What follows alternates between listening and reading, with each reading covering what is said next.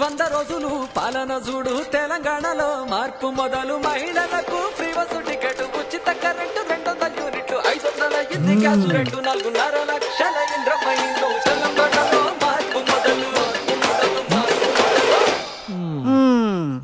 మహిళలకు ఉచిత బస్సులు 200 యూనిట్ల ఉచిత కరెంటు 500కే గ్యాస్ బుడ్డి వడ్డీ లేని డోక్రా లోన్లు 40,000 కోట్ల పెట్టుబడులు ఇందిరమ్మ ఇల్లు ఇవన్నీ ఇచ్చిర్రు గాని రైతులకు రుణమాఫీ మాత్రం చేయలే. పంటకి బోనసీలే 6 గ్యారంటీల్లా మిగతావి చేయలే. అది కాదురా బాయ్ పీక్ నోతి సిగ్గుందా మీకు అసలు? తెలంగాణ మంచిగా అవుతుంటే చూసి వశపడతలేరు. గత 10 ఏళ్లు మీ ఇద్దరు అధికారంలో ఉండి ఏం పీకిండు? రాష్ట్రాన్ని సంక నాకిచ్చిండు. మిగులు బడ్జెట్ లో ఉన్న తెలంగాణని సుమారు 7 లక్షల కోట్లు అప్పుల పాలు చేసి కాంగ్రెస్ కప్పచెప్పిండు.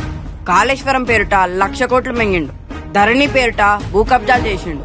దళితులకు 3 ఎకరాల భూమిలే, రైతులకు రుణమాఫీ చేయలే, డబుల్ బెడ్రూమ్ ఇల్లు, నిరుద్యోగుల వృత్తి రాలే, ఇంటికి ఒక ఉద్యోగం అని చెప్పి పేపర్ లీకులు చేసిందే గాక ఒక్క గవర్నమెంట్ కొలు గిట్లా భర్తీ చేయలే. ల్యాండ్ శాండ్ మైన్ వైన్ మాఫియాలు చేసిండ్రు. తెలంగాణలో అందరు బతుకులు ఆగమైతే వీళ్ళ కుటుంబం మాత్రం బాగుపడ్డది. గంతెందుకు ఈ 10 ఏళ్లలో మీ దొర ఎప్పుడైనా గడి దాటి బయటకు వచ్చిండా?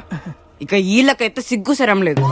గత 10 ఏళ్ల సంధి తెలంగాణకి ఏమిచ్చిండ్రు? గాడిద గుడ్డు, రూపాయి పన్ను కడితే 43 పైసలు ముష్టేసిందే గాక బడ్జెట్ కేటాయింపులకు ఇట్లా తెలంగాణకి ద్రోహం చేసిండ్రు. విభజన హామీలు నెరవేర్చలే, పాలమూరు రంగారెడ్డి ప్రాజెక్టులకు జాతీయ హోదా కల్పించలే, బయ్యారం ముక్కు ఫ్యాక్టరీ రాలే, కాజీపేటలో రైల్వే కోచ్ ఫ్యాక్టరీ ఇవ్వలే, వరంగల్ కరీంనగర్ లను స్మార్ట్ సిటీగా చేయలే, కృష్ణా జలాల్లో సరైన వాటా అయితే హైదరాబాద్ కు ఇండస్ట్రియల్ కార్డర్ లేదు, ఒక్క మెడికల్ కాలేజ్ ఇయ్యలే, IIIT ఇయ్యలే, IIM ఇయ్యలే, ITIR పిక్కపాయ. కాంగ్రెస్ అధికారంలోకి వచ్చిన 100 రోజుల్లోనే 5 గ్యారెంటీలు అమలు చేసిండ్రు. ప్రగతి భవన్ గురించి ప్రజాభవన్ ఏర్పాటు చేసిండ్రు.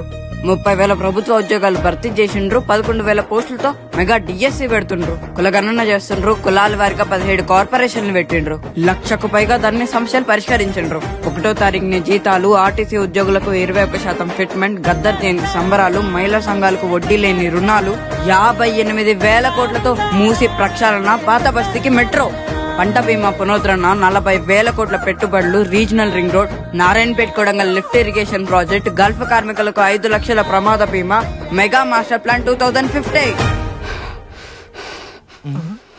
ఏ తోడు దొంగల్లారా ఏమన్నారు ఇందాక? రుణమాఫీ చేయలేదా? 15 ఆగస్టుకి దేశమంతా స్వతంత్ర సంబరాలు జరుపుకుంటే మా తెలంగాణలో రుణమాఫీ సంబరాలు జరిగితే గుర్తుంచుకోండి. తెలంగాణలో మార్పు మొదలైంది.